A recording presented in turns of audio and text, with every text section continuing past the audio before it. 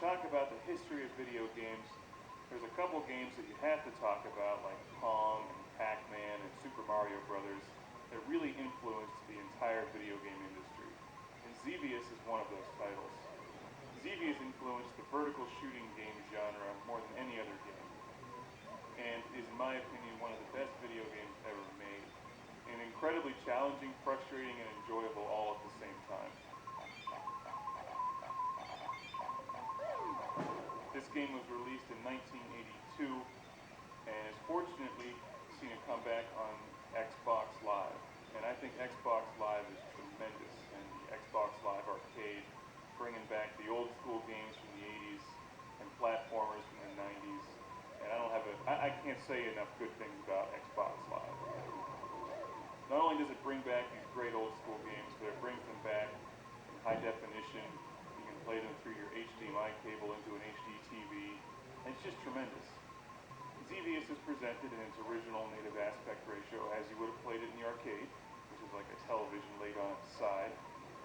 It probably looks very familiar to those of you who have played games like Raiden, and there's so many games in this genre now.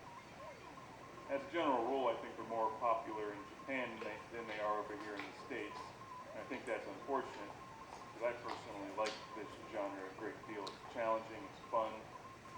As you know on this show, I love being the lone, daring starfighter against countless enemies, impossible odds, on a questionable, vague mission that usually doesn't matter anyway, because what's the point of this game is to get through it, to have fun, to rack up points, and to shoot things and watch them blow up. Xevious came out in the arcade in 1982 and has since been seen on game systems like the Atari 7800 and the NES. And in fact, the original Classic Game Room series, we reviewed the Atari 7800 version and a version for the PlayStation, which they remade. As you can see from the screen, you have two different weapon options.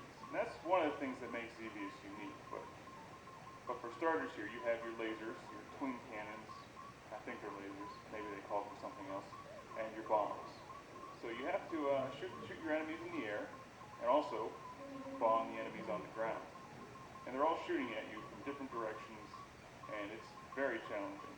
What makes this game decidedly different from Raiden 3, for instance, which is one I recently reviewed, is that you can't power up your weapons to have this arsenal that fills the entire screen with your weaponry.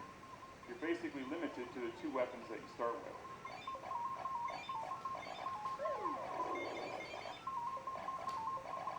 So instead of getting that massive, huge shotgun burst of red bullets that most vertical games have, or a special weapon that you can blow up and then eliminate all enemy fire when it's about to kill you, you really have to rely on some serious skill in dodging the enemy fire. Now, I generally forget the story of Xevious. You can find it online, I'm sure. But you do encounter a couple bosses as you continue on in the game. And wave after wave of enemies. The variety of enemies changes on you.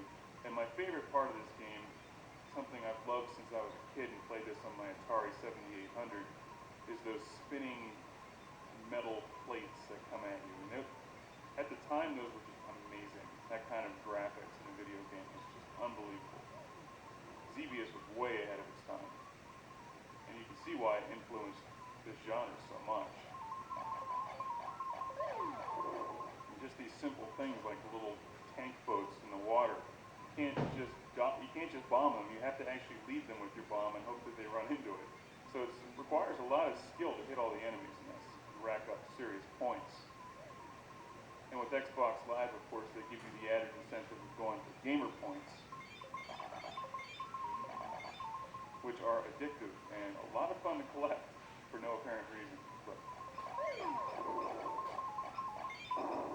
the other great thing about Xbox Live, of course, is you can see how your score ranks up against everybody else and friends of yours. What's really incredible about Xevious is that this game came out in '82, and it really doesn't look any different than newer games today. Maybe it's slightly different, but I mean, there's only so much you can really do with a two-dimensional vertical scrolling game before it starts getting ridiculous. And I'm not a big fan of adding in all those three-dimensional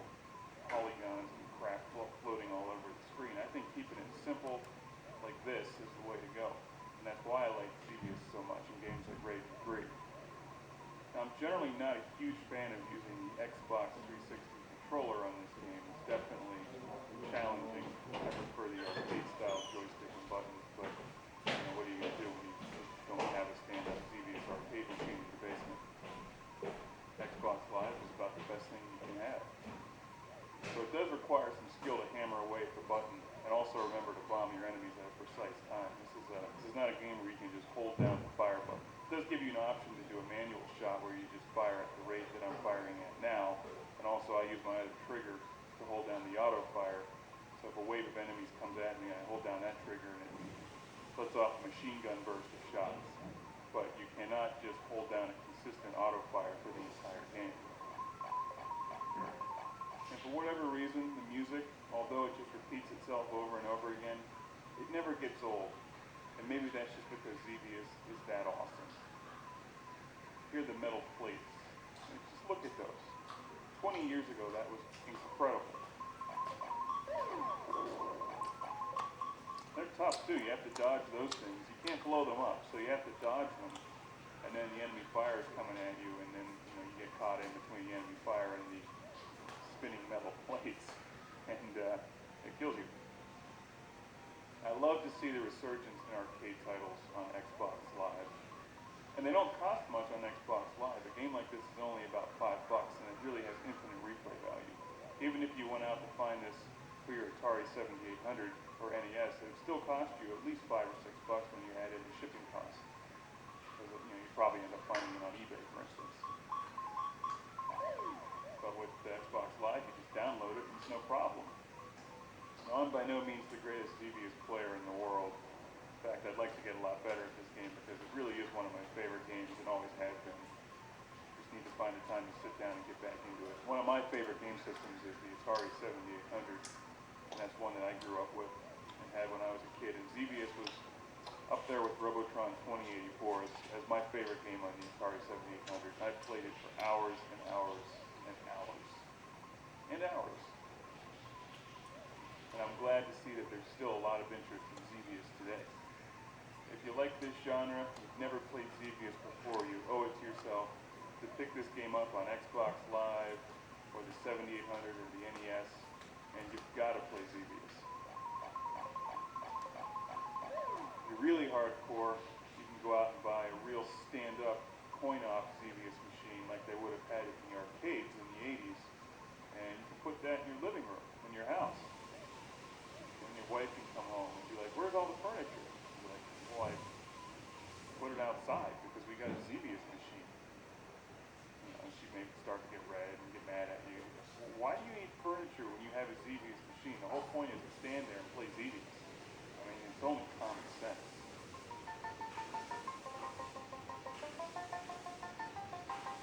It's like replacing your dining room table with the cocktail version of Ms. Pac-Man. You can eat on that Ms. Pac-Man machine and play Ms. Pac-Man at the same time. Hell, it worked in Pizza Hut.